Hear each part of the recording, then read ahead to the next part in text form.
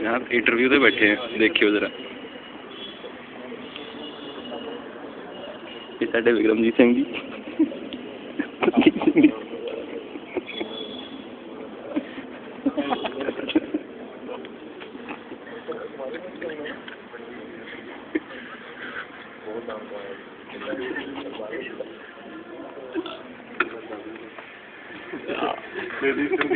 Sandeep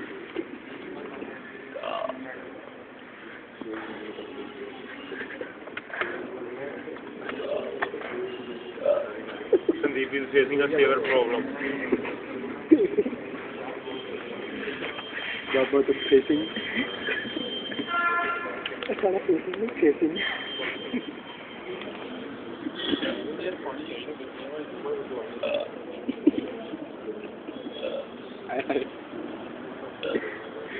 sorry भी camera shake हो रहा है क्योंकि मेरा हाथ नहीं कंट्रोल होता। मेरे जाने के तो मुँह लगे मारता।